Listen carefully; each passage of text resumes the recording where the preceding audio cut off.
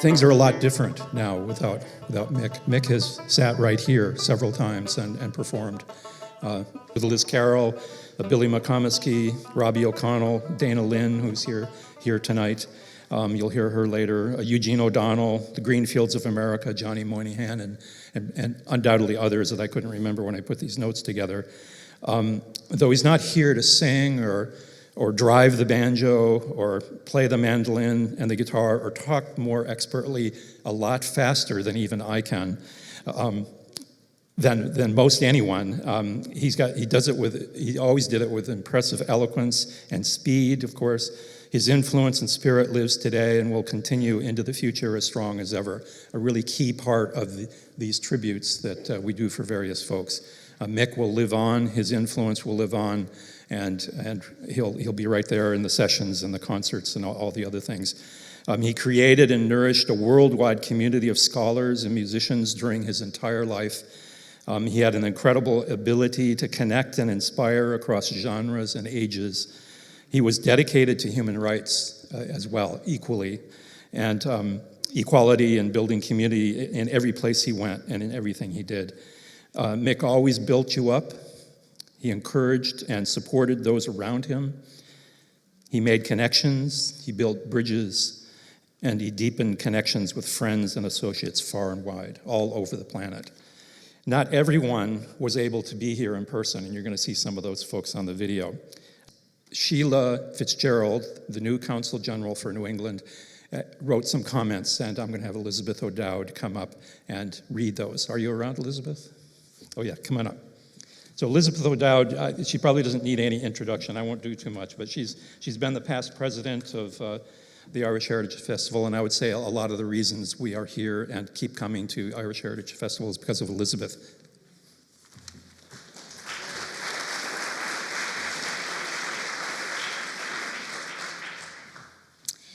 Hello, friends. It is a pleasure and a privilege to wish you all at the Burlington Irish Heritage Festival a very happy St. Patrick's Day. Congratulations on a terrific program celebrating Irish culture, music, history, and language. Like many states in New England, Vermont has long been a destination for Irish immigrants seeking a better life in America. The spirit of welcome and inclusivity that you have shown and continue to show to immigrants from Ireland and beyond remains a beacon for those who come to the United States in search of prosperity and opportunity. As the Consul General of Ireland in New England, I'm particularly proud of Vermont's deep links with Ireland and the rich history we share. In fact, the first American president born in Vermont, Chester A. Arthur, was the son of an Irish immigrant from County Antrim. Additionally, 100 years ago this year, in 1924, the first Irish ambassador to the US, Timothy Smitty, presented his credentials to Vermont native President Calvin Coolidge. In those 100 years since the establishment of diplomatic relations between our two countries, Vermonters have remained steadfast in their support for Ireland. In Congress, former Vermont Senator Patrick Leahy was a founding member of the Friends of Ireland caucus and was a passionate supporter of the International Fund for Ireland and its work to advance peace and reconciliation on the island of Ireland. We are proud and appreciative that Vermont's congressional delegation continues that important work. Indeed, just last month, Senator Bernie Sanders was received by President of Ireland, Michael D. Higgins, on a visit to Dublin. I'm especially proud as Consul General to recognize the connections between our academic institutions in Vermont and Ireland. Indeed, in recent years, UVM, Champlain College, and St. Michael's College have all expanded and deepened their network with Irish universities like University College Dublin and Maynooth University. Whether through exchange partnerships, study abroad programs, or faculty links, the relationship between the Green Mountain State and the Emerald Isle remains as strong as ever and shows incredible potential to continue to grow. In this centenary year, I'm delighted to pay tribute and celebrate that relationship today. Thank you, and happy St. Patrick's Day. Lo féile porg sunadív.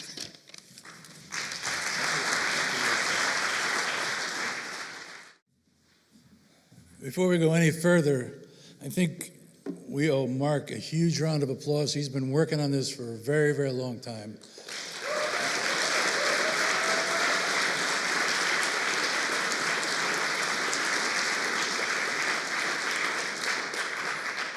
And it's nice to see all you teenagers here. Let me talk a little bit about Robbie. Back when I had red hair and I lived up here, I thought I'd figure out a way to lose a lot of money. So I decided to promote concerts. And Mark can tell you how fun that is.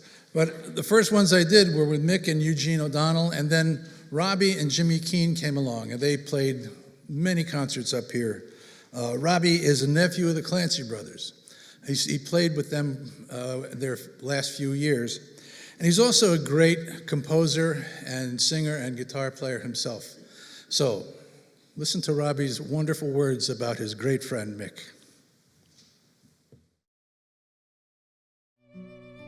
I'm Robbie O'Connell, and I was very fortunate to work with Mick Moloney over a period of 40 years. He was a most remarkable man in that he seemed to fit so many lifetimes into the space of one. He was a singer, instrumentalist, folklorist, ethnomusicologist, scholar, teacher, mentor, consultant, tour leader, festival organizer, writer, producer, video blogger, and above all, a great friend to so many of us.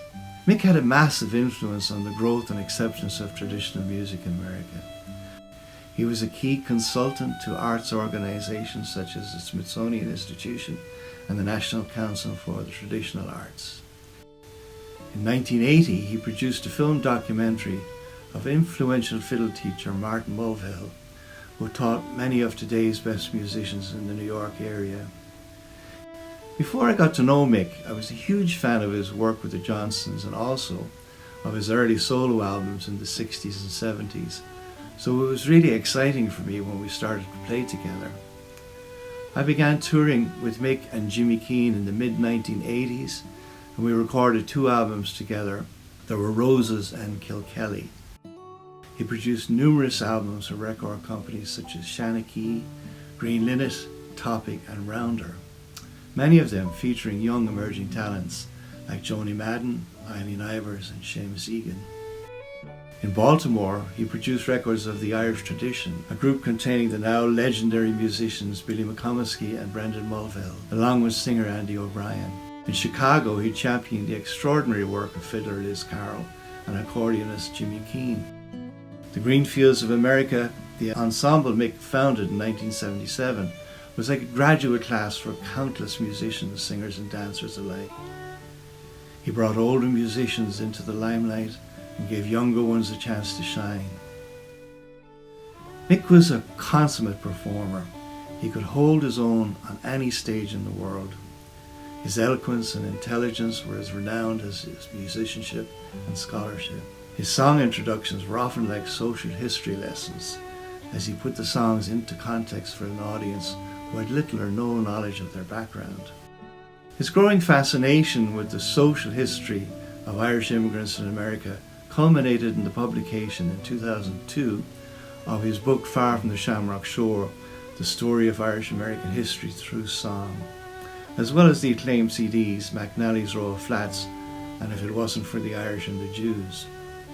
In 1999, the National Endowment for the Arts bestowed their highest honour on him when then First Lady Hilari Clinton presented him with the National Heritage Fellowship Award. In Ireland, the importance of his life's work was acknowledged in 2013 when President Michael D. Higgins awarded him the Distinguished Presidential Service Award. In addition to the US, Mick toured in Europe, South America, Africa and Asia, bringing Irish music to countless people who might never have heard it otherwise. In 1985, I joined Mick on a 6-nation tour of South America, bringing Irish and Appalachian music to places where it had never been heard before. One of the things that stands out from that tour was a side trip we took when we were in Nicaragua. We went to visit the active Masaya volcano about an hour from Managua. One of the strangest things about it was the flocks of bright green parrots that lived inside the crater in the sulphurous fumes and smoke. But stranger still was when we were walking through a nearby rural market looking for a place to have lunch, and a voice shouted out from some stall, "Hey Moloney, how are they all in Limerick?" Needless to say, we were gobsmacked. It transpired that the man who called out was a political dissident from Chile who had taken refuge in a monastery in Limerick for a few years. He'd seen the announcement of our concert in the paper and recognized Mick. Truly is a small world. We often hear the expression, "We will never see his likes again." But in Mick's case, it couldn't be more true.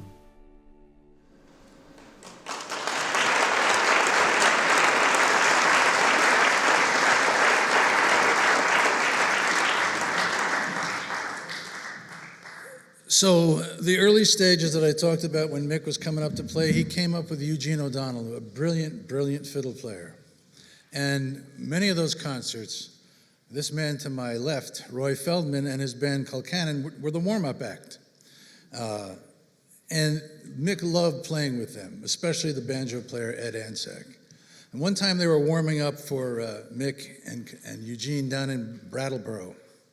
And as they were about to go on stage, the woman who was going to come over and announce them coming on stage stepped on the neck of Mick's banjo and broke it. So luckily Ed had a banjo and the gig went on. That's how it went, Roy, right? So we're gonna have some great music tonight, and it's gonna start right here. Roy Feldman and John Dunlap. Roy brought bagels to Burlington. He brought bagels to Burlington.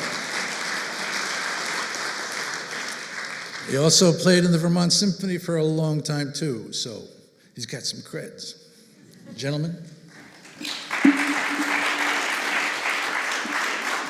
Well, we got to know Mick and Eugene back in the late 70s and the early 80s, and became quite good friends with them, and occasionally they would ask us to come up and play during their set too, and perhaps we'd play a couple jigs like the ones we're going to do now.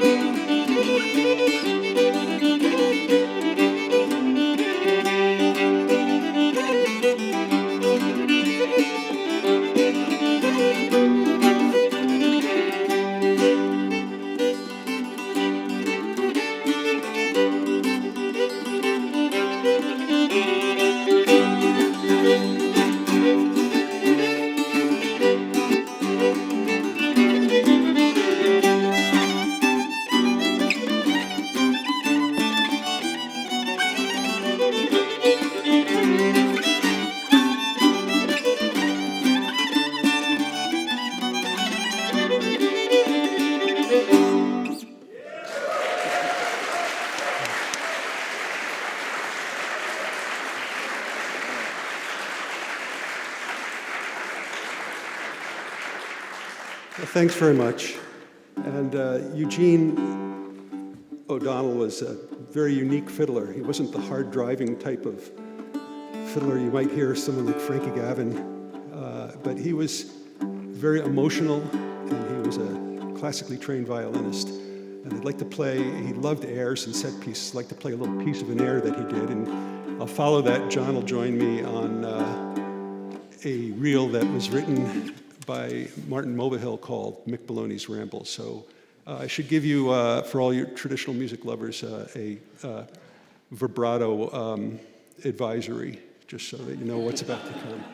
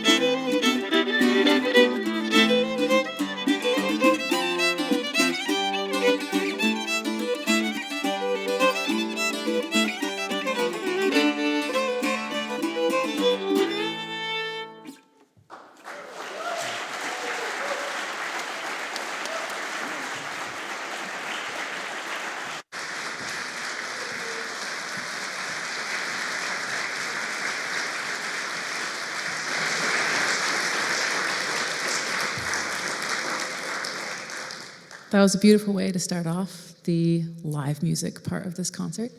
We will next have 2 videos playing from a couple of people who couldn't be here in person today. We'll have a video from Jimmy Keane, an accordion player from the Chicago area who traveled and played music a lot with Mick and knew him very well. And then we'll have a video from Liz Carroll. And if you know anything about Irish music, you probably know who Liz Carroll is. So I'll let her speak for herself. I hope you enjoy the next couple of bits of music.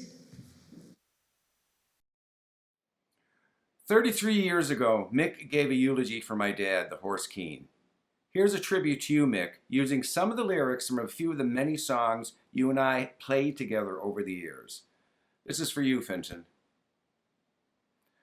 'Twas only an Irishman's dream. I am a young fella that's easy and bold. In Castle, Troy, Limerick, I'm very well known. On paper and parchment, they taught me to write. In Euclid and grammar, they opened my eyes. And in multiplication and truth, I was bright. Agus fagami shewed Moratache. To quarrel for riches, I ne'er was inclined, for the greatest of misers must leave them behind. With a cock in my hat and my pipes in full tune, I'm welcome at once and brought up to a room where Bacchus is sporting with Venus.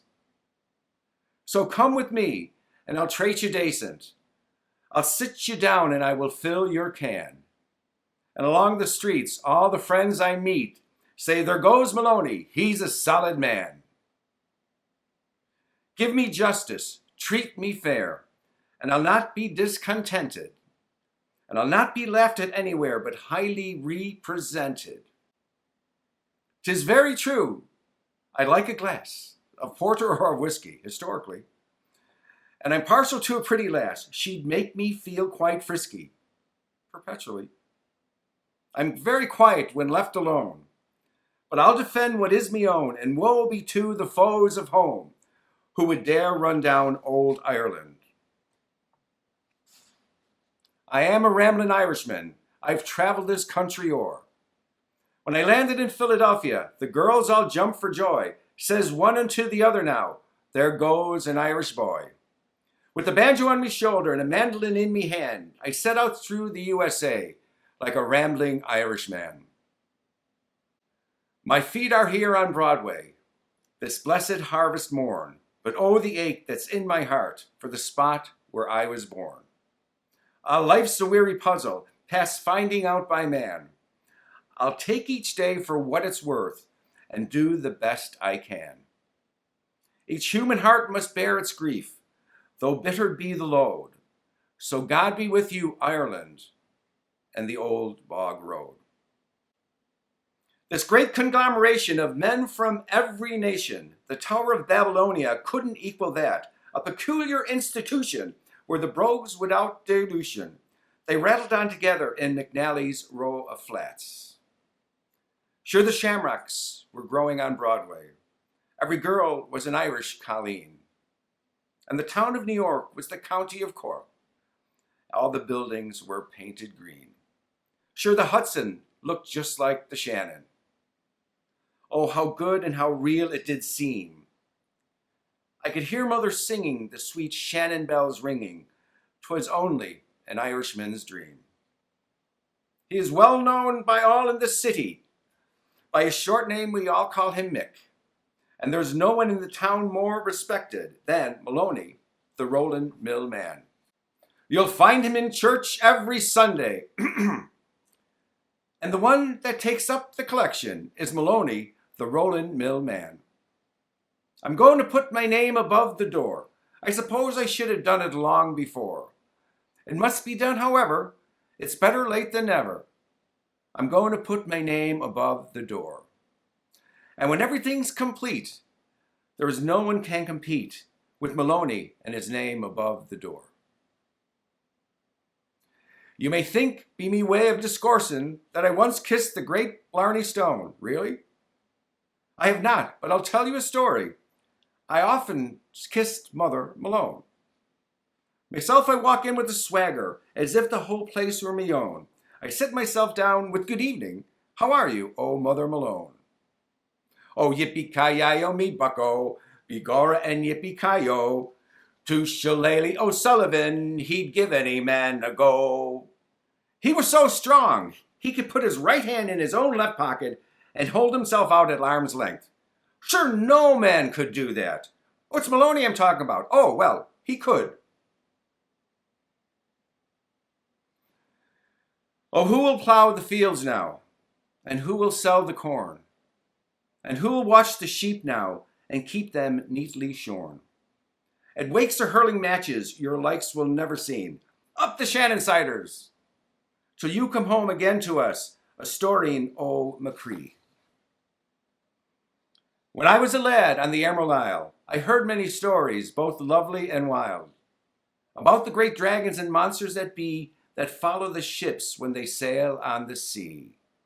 Though I was an artist with canvas and paint, I sailed with St. Brendan and his jolly saints. We told the good people goodbye for a while. We sailed for St. Brendan's fair isle, fair isle. We sailed every ocean. We sailed every sea. We sailed every spot that a professor could be. In 77 years, he sailed 10 million miles. He sailed for St. Brendan's fair isle, fair isle. Mick sailed for St. Brendan's fair isle. When midnight comes, good people, homeward thread. Seek now your blanket and your feather bed. Home is the rover, your journey's over. Yield up the nighttime to old John of dreams. Both man and master in the night are one. All things are equal when the day is done. The prince and the plowman, the slave and the freeman, all find their comfort in Old John of Dreams. Now as you sleep, the dreams come winging clear. The hawks of morning cannot harm you here. Sleep is a river, flows on forever. And for your boatmen, choose Old John of Dreams. And for your boatmen, choose Old John of Dreams. You truly live the Irishman's dream, Mick. Love you, boy.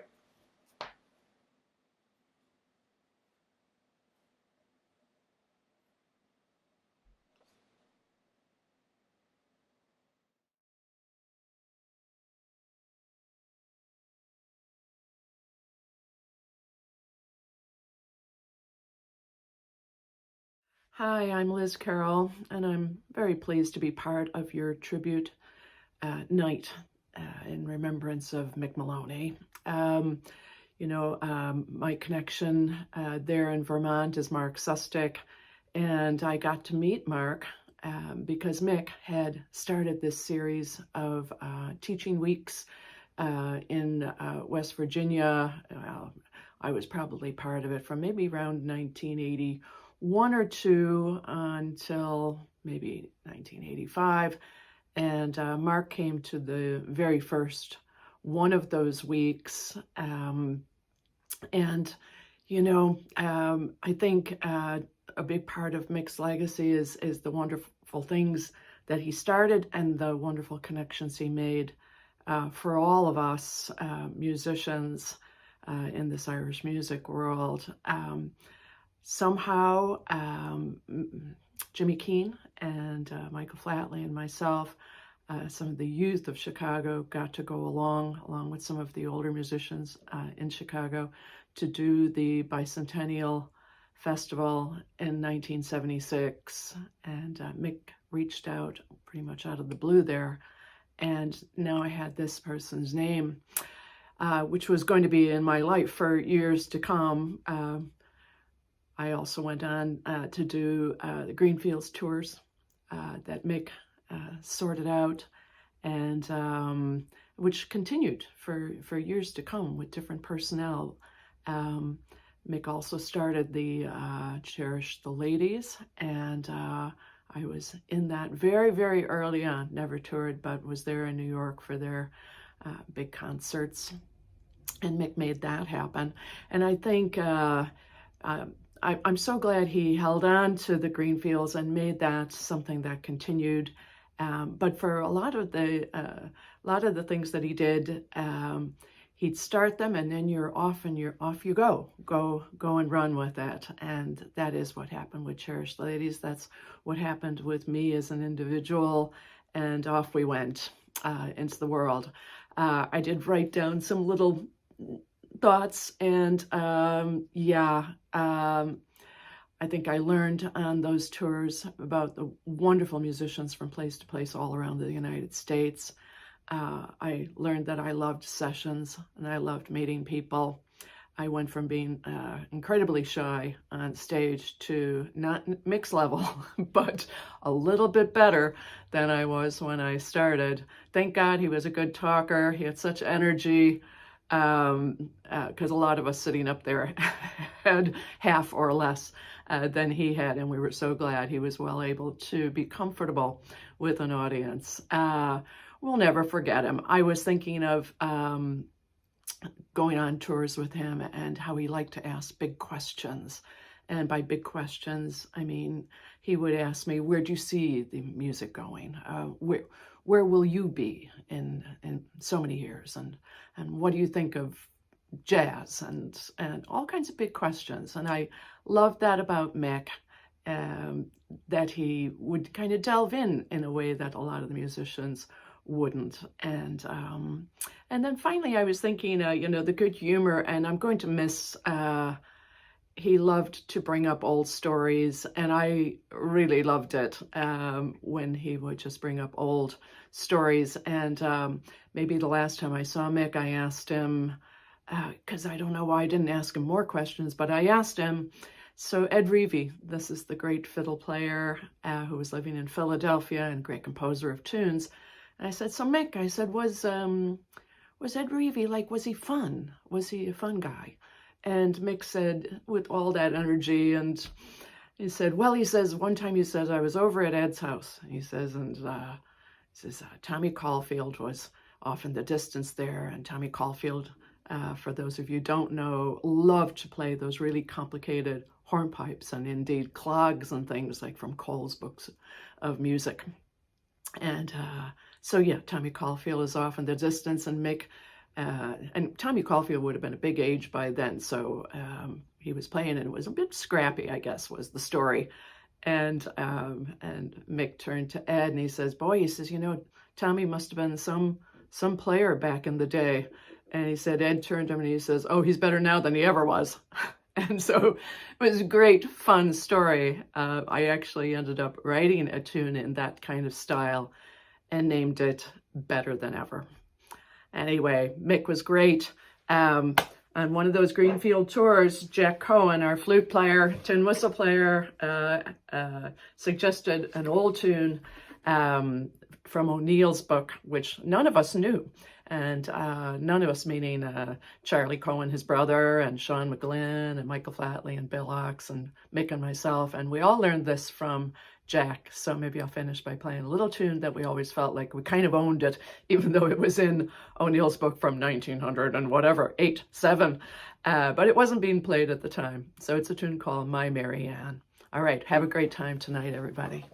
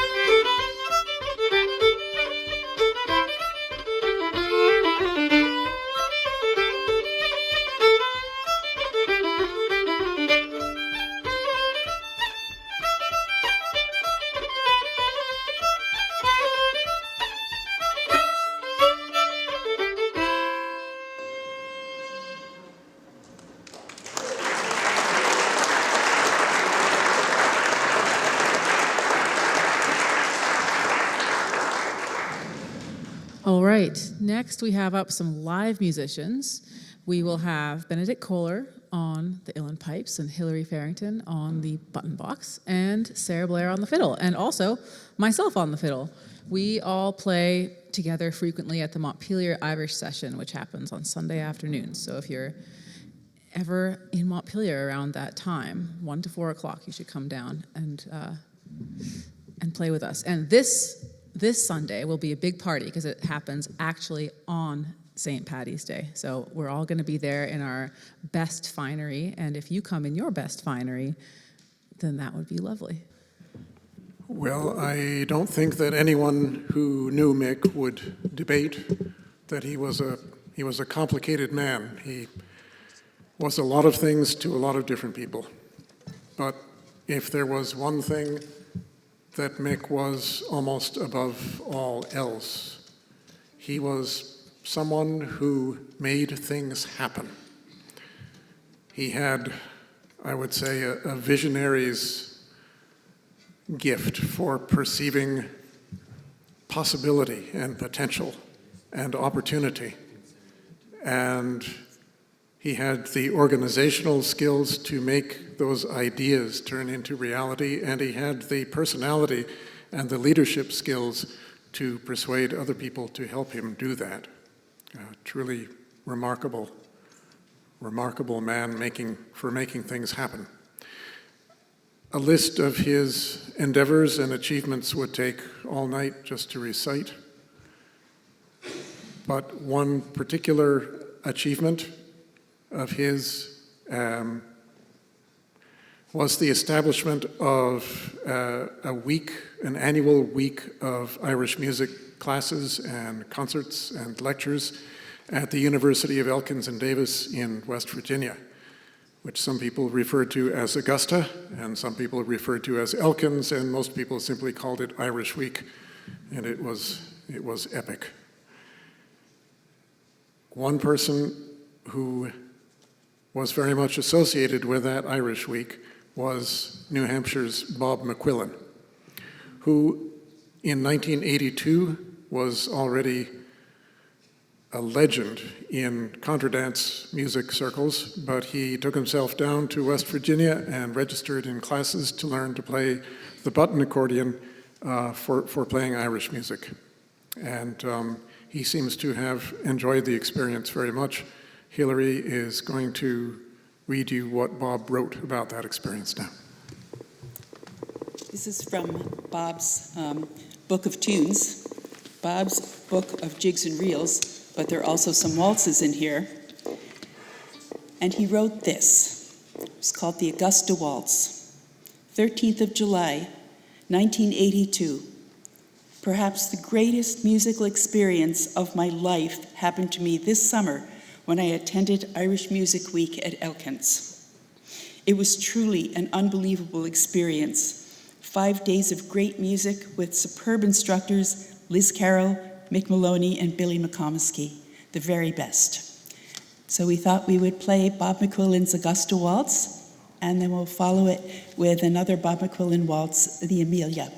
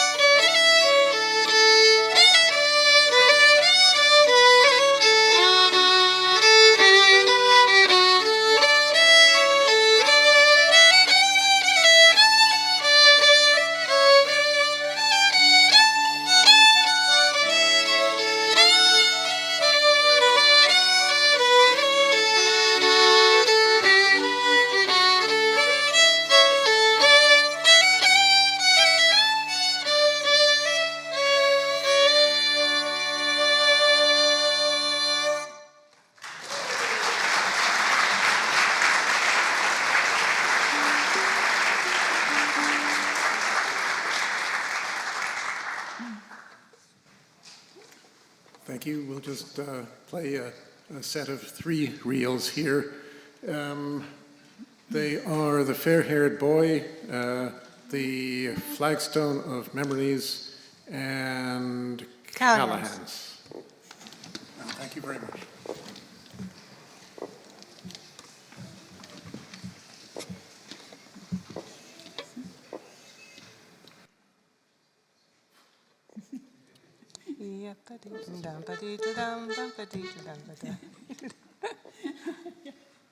Three.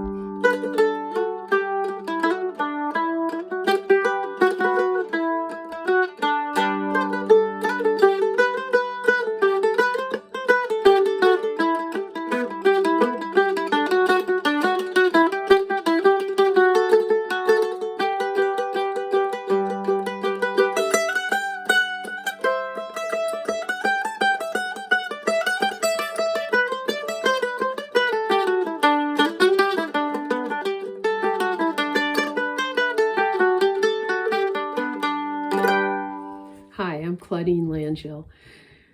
And I wouldn't be doing what I'm doing today with Irish music if it hadn't been for the wonderful Mick Moloney, gracious, charming, knowledgeable, wonderful guy.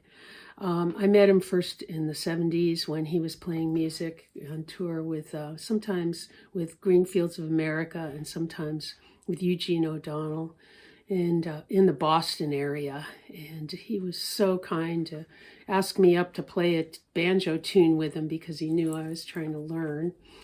And then I saw him again a lot when I was touring with Touchstone. We used to stay at his house in Philadelphia with he and his then wife Philomena. They were always so welcoming and encouraging. And then I didn't see him again for about 25 years. And I went to Catskills Irish Arts Week in 2021. And I had a bit of a reunion with him, playing music with him and Athena Turgis and Billy McComiskey. Great session, just flat out wonderful. And we had so much fun.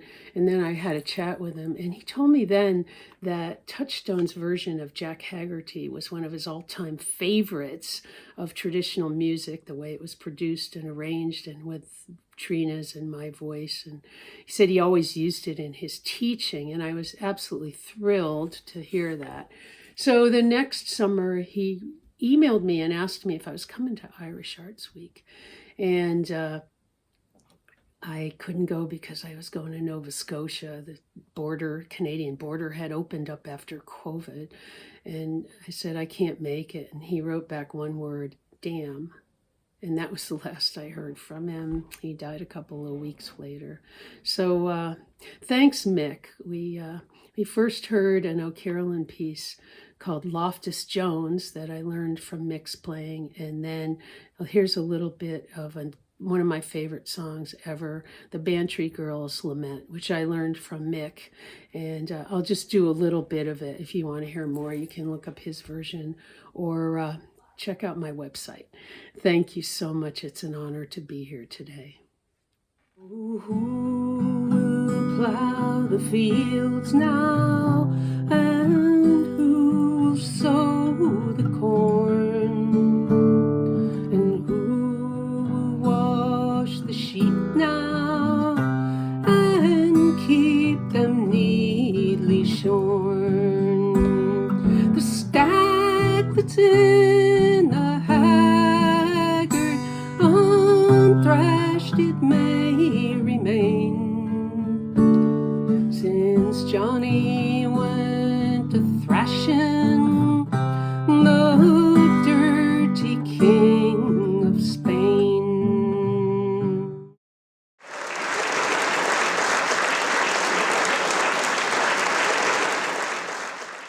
So next up, Bill Ellis. He's a professor of music here at St. Michael's College, and primarily the reason we're actually able to be in here.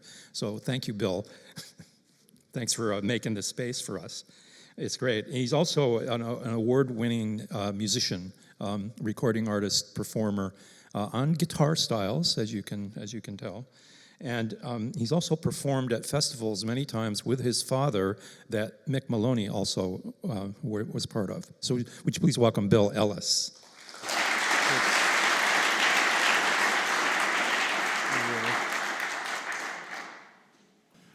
My dad, Tony Ellis, banjo composer, fiddler, he crossed paths with Mick a lot back in the day, sharing stages and festivals, especially in the 80s and 90s. And I was privy to more than a few of those, El Quimisal Park Festival in El Paso, Peninsula in Ohio.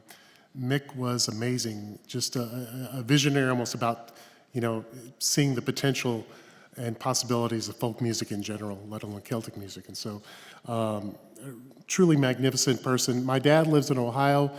He could not be here tonight, but when he heard that this was happening, he wanted me to pass along a message. So I'm going to read that now.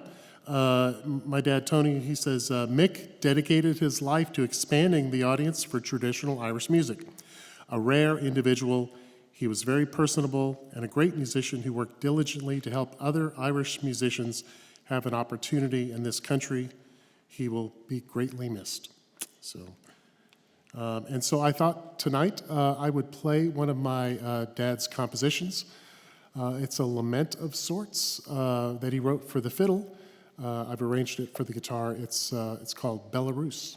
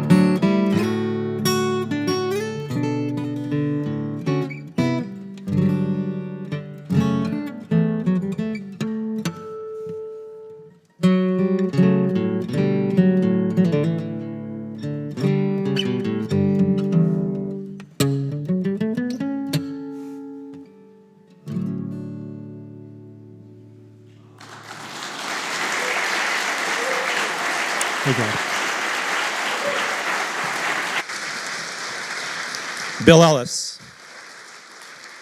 Thank you, Bill. I think I neglected to mention that his father was the banjo player in Bill Monroe and the Bluegrass Boys.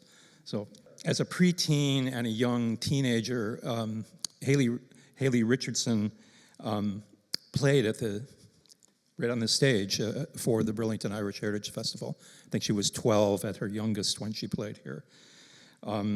She's been All-Ireland fiddle champion in several categories many times over. She was the fiddler of Dooney, all these important competitions in Ireland. For the past several years, she's been the fiddler in Riverdance. And in fact, she recorded this little video clip right after returning from a tour in China not that long ago. So roll the video.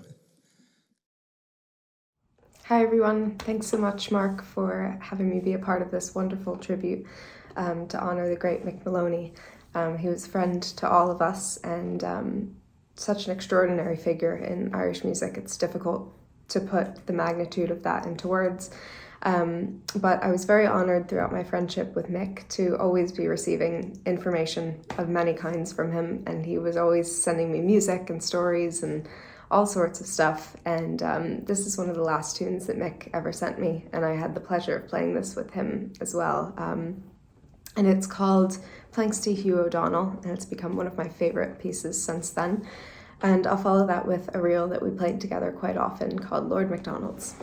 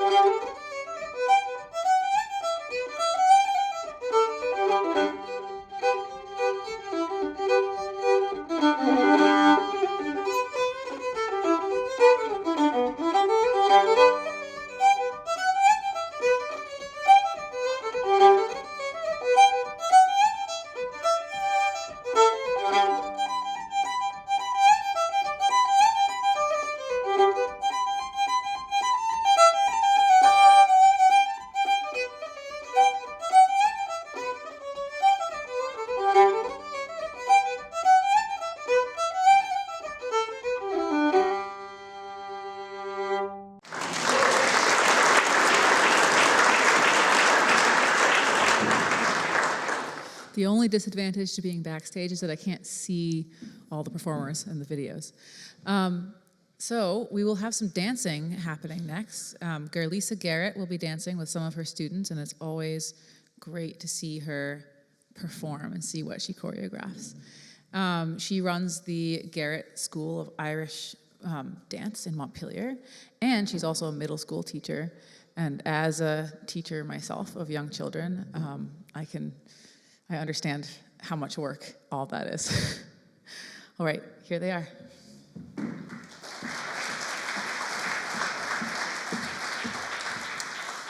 Just a brief bit of context. The music we'll be dancing to is a recording of Mick's playing from the album Three-Way Street with Seamus, Egan, and Eugene O'Donnell, who you've heard a lot about tonight. And we're doing a little medley. I wanted to capture the breadth and depth of the Irish dance tradition the way that Mick did for the music tradition. And so you'll be seeing a variety of styles, and to accomplish that, I brought some friends along with me. So you'll also be seeing Emily Winters, Andrea Carey, and Abby Snow.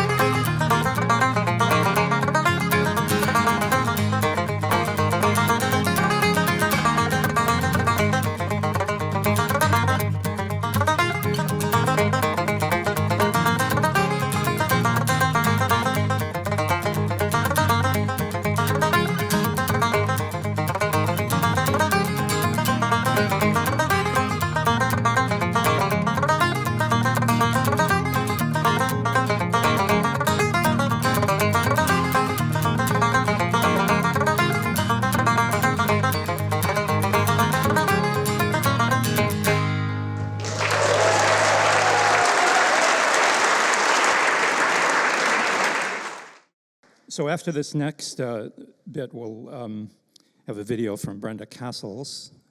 Dana Lynn is coming out. Yes, there she is. And so Dana has performed in various combinations in Burlington, and she played here with Robbie O'Connell and Mick Moloney. The last time I talked to her, she said she didn't remember that, but it's true.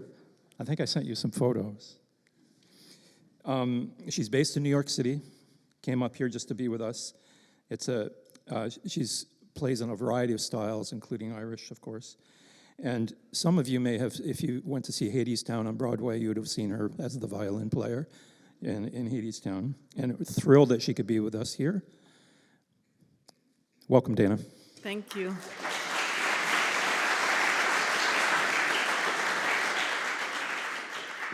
I have so much to say about Mick, actually. I spent, I think, 4 or 5 years working with him, touring, and I also digitized this huge collection he had of Irish-American postcards and broadsides, and I also transcribed all of these interviews he made with these musicians over the period of 40 years, sat there with a reel-to-reel machine and put everything on CDs. At least I'm sure that some of you still have CDs. The times have changed, and anyway, that was actually fascinating part of what I learned from him. I have to say, it was a little tough sometimes to keep his attention. You know, I remember him going, you know, he'd be pacing like this, and he'd be like, yep. He'd be like, trying to say something interesting. He'd be like, yep. And I was like, he's not listening to anything that I'm saying. And then, 30 seconds later, he would spit out something, and you're like, oh, clearly he was. He was just thinking about 17 other things at the same time, probably. Anyway, before I met him and did concerts and stuff, I never said anything on stage.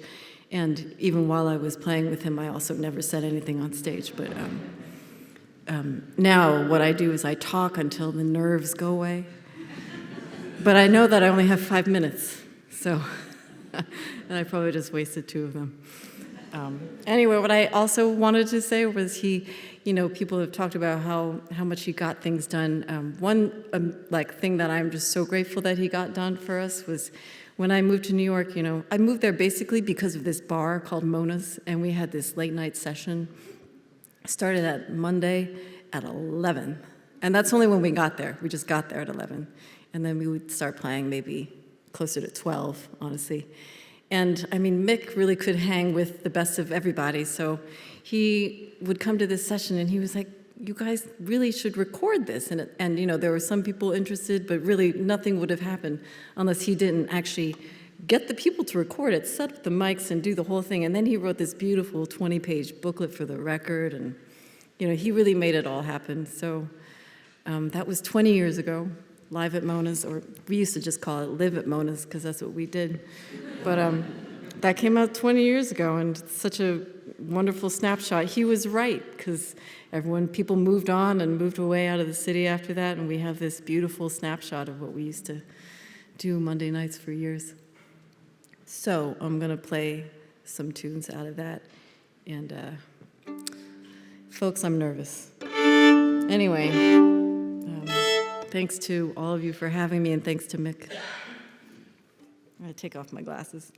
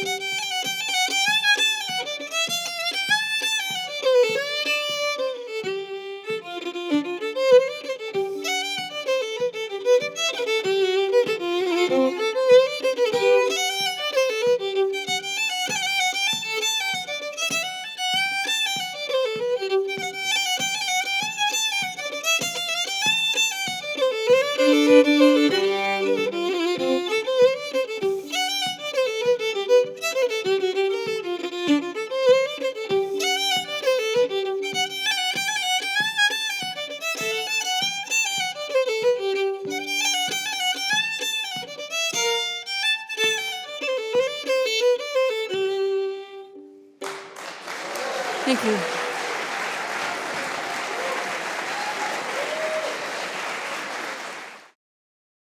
So Brenda Castles performed with Mick a number of times in this area, most recently with Greenfields of America in 2019, like Athena.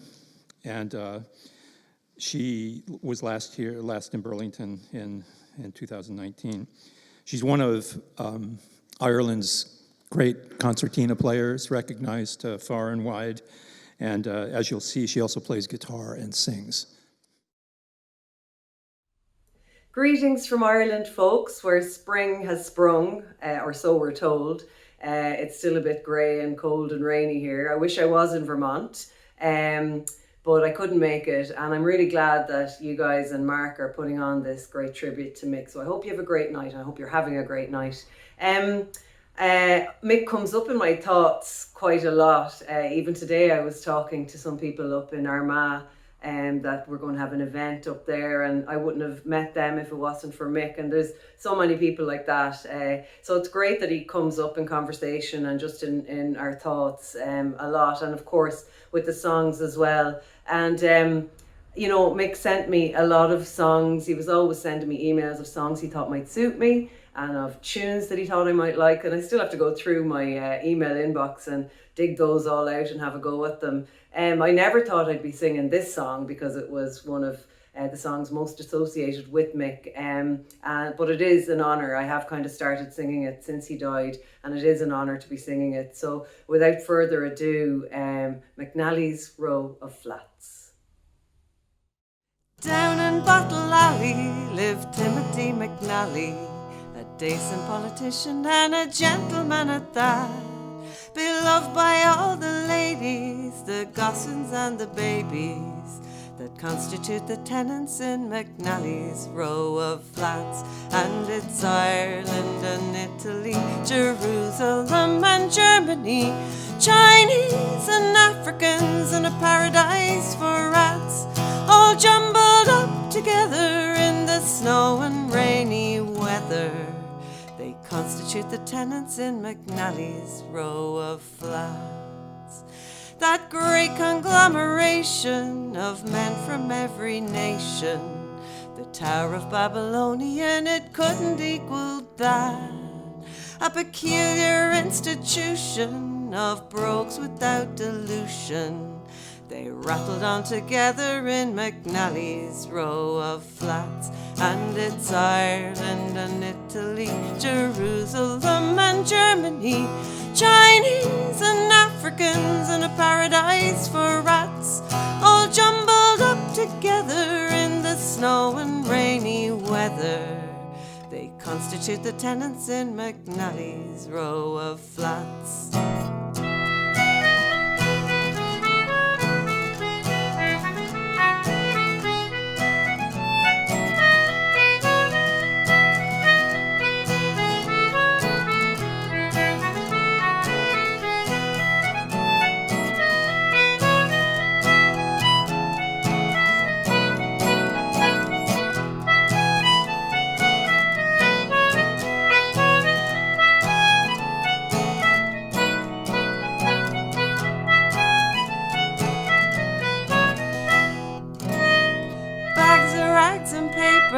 And tramps and other schlapers, Italian lazzaronis and lots of hungry cats, and lying there on benches and dying there by inches of the broken ventilation in McNally's Row of Flats. And it's Ireland and Italy, Jerusalem and Germany, Chinese and Africans and a paradise for rats, all jumbled up together in the snow and rainy weather. They constitute the tenants in McNally's Row of Flats. It never was expected that the rent would be collected. They levied on the furniture, the bedding and the slats, and then you'd see them rally as they battled down the alley, evicted from the building called McNally's Row of Flats. And it's Ireland and Italy, Jerusalem and Germany, Chinese and Africans and a paradise for rats, all jumbled up together in the snow and rainy weather. They constitute the tenants in McNally's Row of Flats.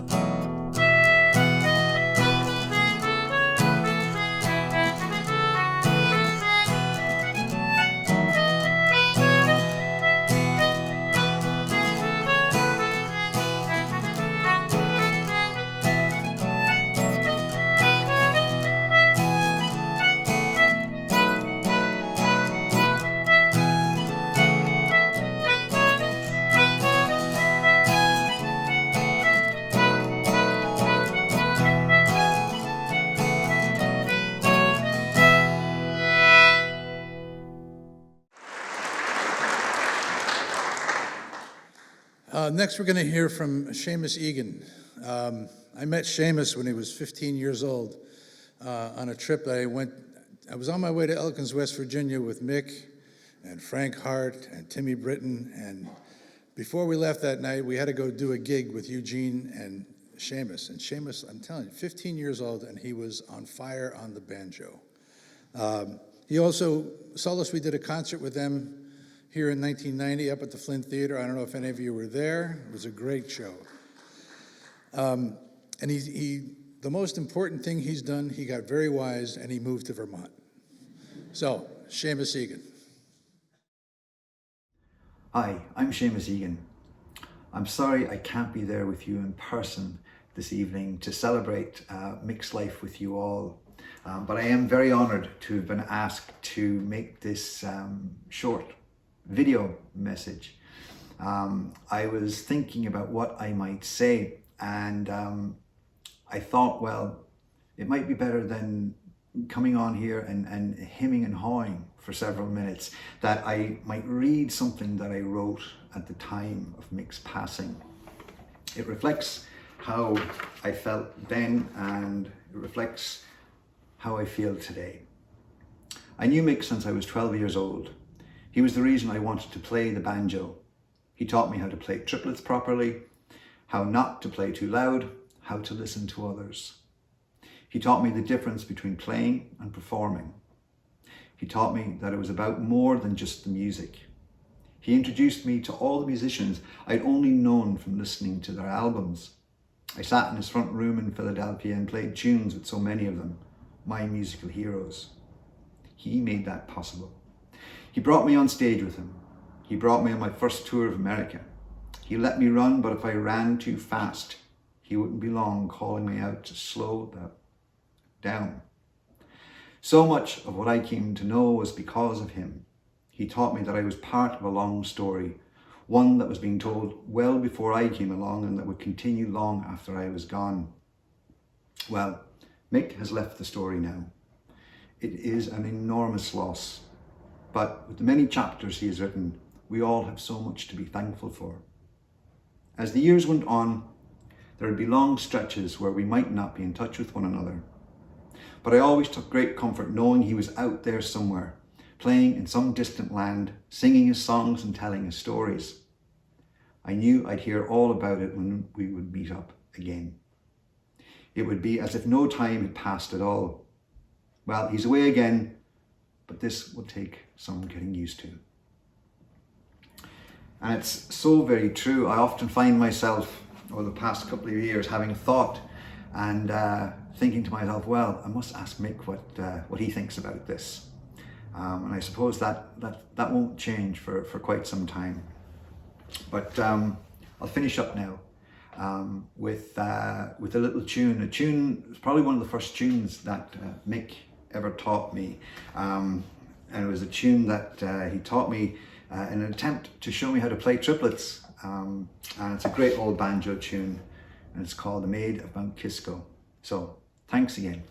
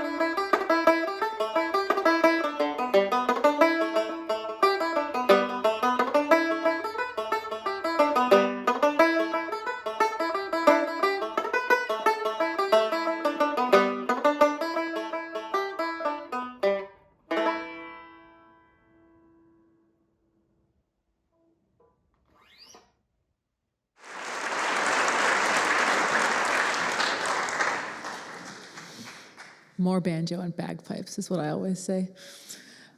We now have Brian Perkins joining us, and he's bringing a friend along with him.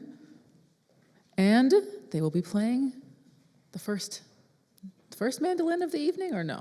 I'm sorry? I've been backstage all the time. Has there been mandolin on the stage yet today? Good to go? Kaylee, good to go? All right. Thank you very much. Good Shabbos, Ramadan Kareem.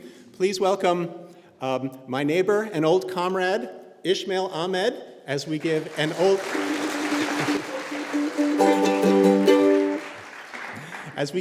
Old North End neighborhood tribute to Mick Moloney and the mandolin class of 1916. Wenn ich will schon sein verschwunden, in dem eu beginn ahin. Wer wird zerfeln deine Tenor, du mein treuer Mandolin.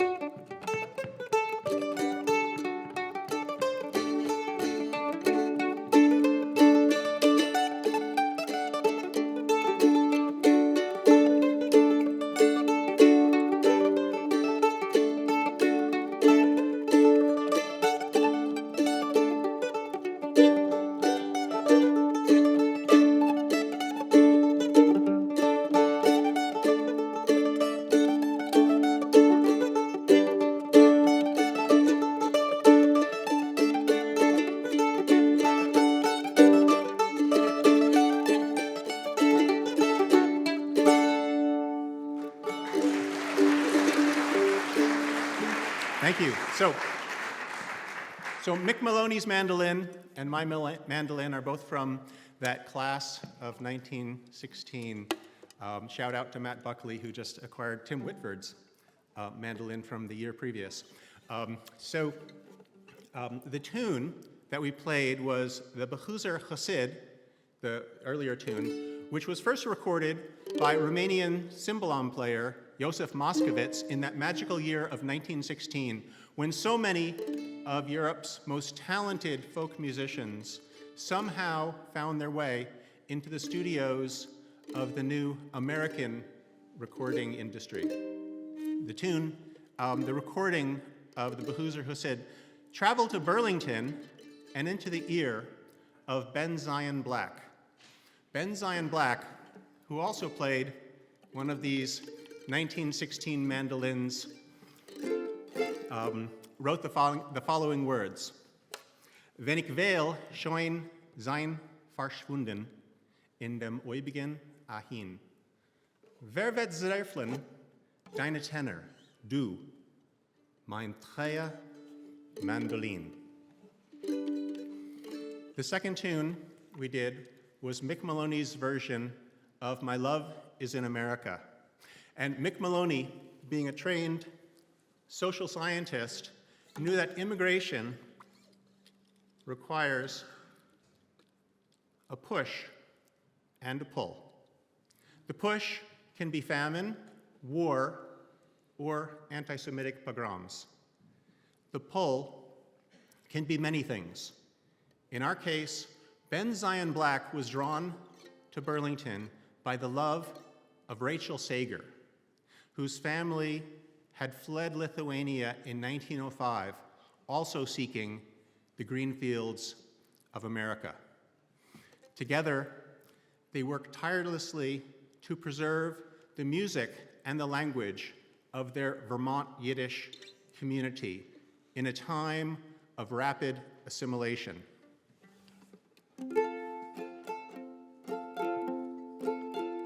In Ishmael's neighborhood and mine, the homes of Jews, Irish, Lebanese, and Quebecois immigrants now house Congolese, Nepali, and Somali families who also bring precious songs and stories. Somalie toso, toso escutir sadaye, hadbakina tagdarane, tagera waligine, Somalie toso, toso escutir sadaye, hadbakina tagdarane, tagera waligine. Thank you.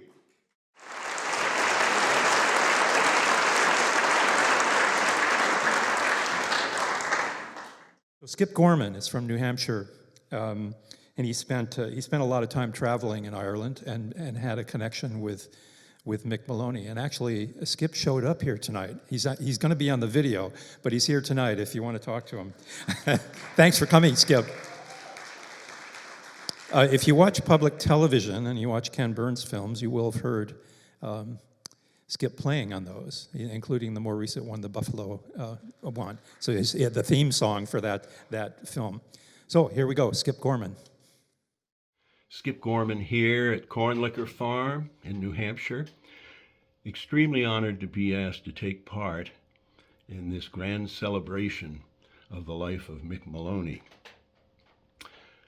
Thank you, Mark Sustick.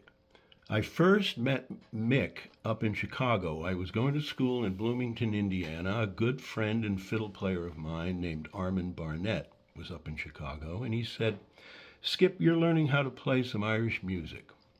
Why don't you come on up to the mighty session in Chicago?" And at that time, I was a mandolin player and old-time fiddle player and singing cowboy songs, but I had gotten myself an octave mandolin, trying to learn how to play it. When I got up to Armand's house, there was a fellow in the living room who was going to the session with us. His name was Mick Moloney, and I was not only taken by his expertise on that octave mandolin, but by his presence as a lovely man. And we went to that session that night a long time ago. This was 1979, and I don't remember a lot of it, but I do remember getting lost around that highway loop in Chicago, or around Chicago, till 3:30 in the morning with these guys. But we did have a grand time. And when I think of Mick Moloney, I think of the great purveyors of traditional Irish music. People like Sean O'Riordan, people like Chief Francis O'Neill, Seamus Ennis. And I have some understanding of what the Irish went through in the early days in America. My great-grandfather was the first Irish Catholic attorney in Rhode Island. And as I study about him, I see how he had to war with the Yankees to keep the Irish, make sure they were getting the vote, and to be able to spread their beautiful culture. So to honor Mick today, I'd like to play a couple of tunes off an LP that he put together years ago. First tune Liz Carroll played beautifully, called The Wild Swans at Cooley. And I think my friend Tony DeMarco was on there as well, and Brian Conway. And it was a celebration of Ed Reevy. So I'd like to play a couple of tunes. First one, Wild Swans at Cooley, and the second one is I learned from Patty Cronin at the Flaw in Listowel in 1973. And it's called the Sean Vaghera Reel. And I hope you enjoy it, and thank you so much.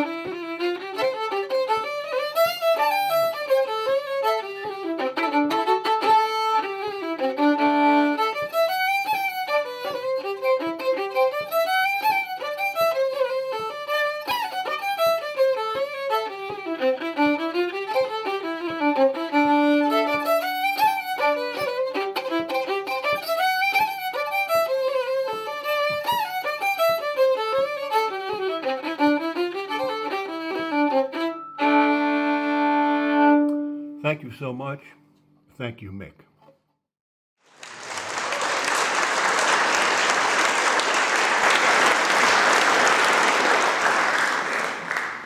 We want to thank you all so much for coming out tonight. It was a wonderful, wonderful night of beautiful music and reminiscence of Mick. We want to especially thank the Irish Festival sponsors, the Fine Arts Department of St. Mike's, and the Media Factory for documenting this. The one thing we did not talk about tonight was the other part of Mick, which was he was a professor at NYU for 20 years, and he also split his time between NYU and living in Bangkok, Thailand, where he was a volunteer as a music therapist and teacher for abandoned kids with HIV at the Mercy Center. And there's been plenty of concerts where they raise money for the Mercy Center, and there'll be more, and we'll be happy to pass that information along to you. So tonight we're going to have Mick say the last word. And as Mick would always say when he was leaving you, mind yourself.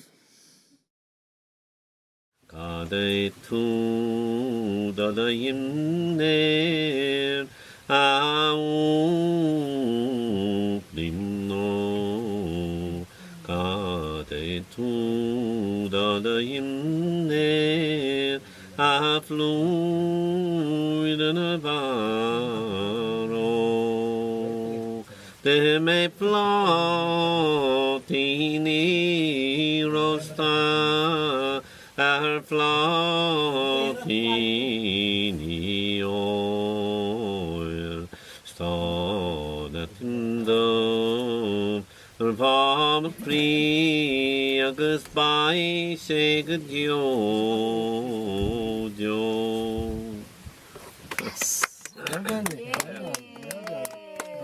That's one of the oldest ballads in Europe. It's 1,000 years old.